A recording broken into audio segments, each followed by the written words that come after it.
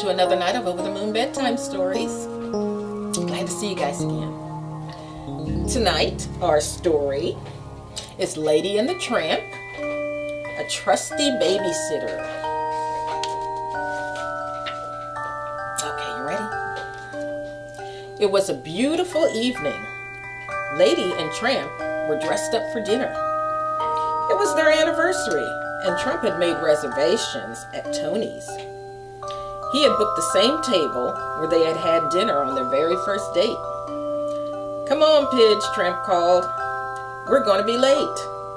But Lady was busy making sure their puppies Scooter, Fluffy, Ruffy, and Scamp were fed, bathed, and ready to be tucked into bed. "Now, be good for your babysitter," she said. "We will, Mama," the puppies replied. "You too, Scamp," Tramp said, eyeing his son. Just then, a knock sounded at the door. "Uncle Trusty," barked the puppies, wagging their tails. They pounced on him affectionately and licked the floor, sweeping his ears. "You're our babysitter?" Scamp asked. "I am indeed," Trusty replied. "Don't let him give you any trouble," Tramp said. "Trouble? Why, this little young'un won't dream of giving Uncle Trusty any trouble," said the old dog. "Would you, Scamp?" Lady and the Tramp kissed their puppies goodnight and headed toward the door.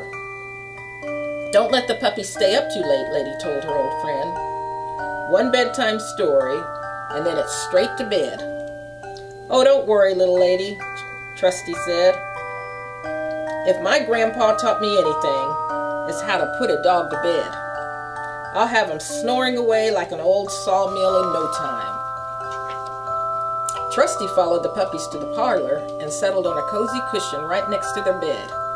"Now then, where was I?" he said. "You were going to tell us a bedtime story," Scooter said. "Oh yes," Trusty chuckled. "A bedtime story. Fine idea. Don't mind if I do. Let's see now. How does it begin?" "Once upon a time," Fluffy suggested. "No," Uncle Trusty shook his head. "Or wait, maybe yes. That sounds familiar. Once upon a time," he restarted. Where was I again?" While Trusty tried to remember his story, Scooter, Fluffy, and Ruffy yawned and closed their eyes. Soon they were fast asleep. Trusty smiled down at the pups. "Well, now that wasn't so hard," he said.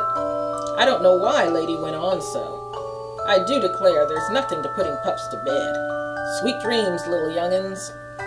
Trusty leaned over the puppy's basket to give each one of them a peck. "Wait one doggone minute," he said as he came to the third final fluffy forehead. "Weren't there 4 of you before?" Scamp was gone. "Which way did he go?" Trusty asked, turning around. He turned 2 more times, but Scamp still wasn't there. Trusty put his nose to the floor to search for Scamp's trail. Unfortunately, Trusty's sense of smell had gone years before, but that had never stopped him before. It wasn't going to stop him now. Trusty sniffed and sniffed, following his nose, straight into the piano. "Oh, excuse me, ma'am," he said.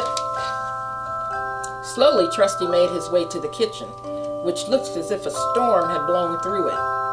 There were smashed eggs everywhere. Milk bottles lay empty, their contents forming puddles on the floor.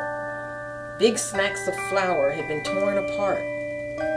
"I'd say the pup's been here," Trusty said with a sigh.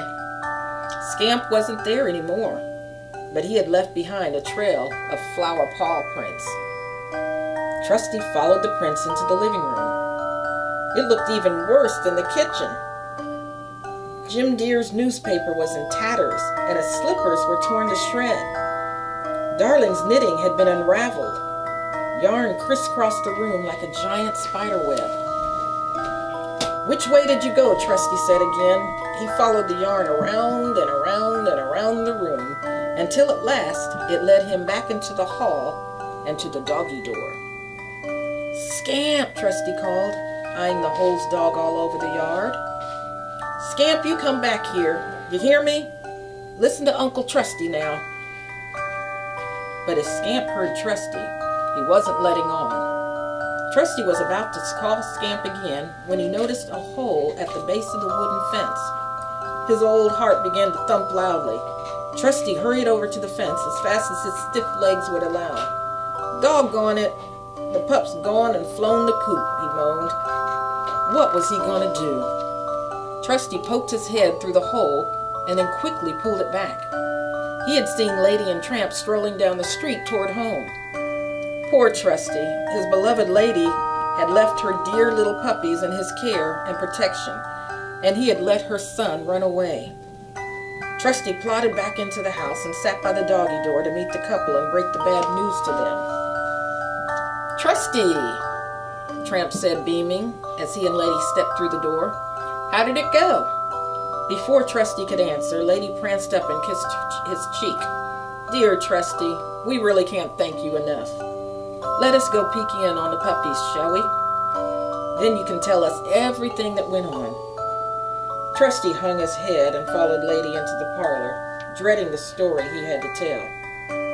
How was he going to explain that he had lost Scamp? Suddenly, Lady turned around. "Trusty," she said, "however did you do this?" Do what?" he said, confused. Lady pointed to the puppies' baskets. "Why, get Scamp to go to bed, of course. Even when we have trouble making him settle down." "Well, would you look at that," Tramp said, eyeing his son. "Well done, old chap. I'll tell you something. We'd definitely be asking you to babysit again." The end. I wonder how Scamp got back to bed. Think he was sneaking around? I think he saw his mom and dad coming and maybe snuck back in there. But at any rate, you all get tucked in, and thank you for joining me on another Over the Moon bedtime story. Good night.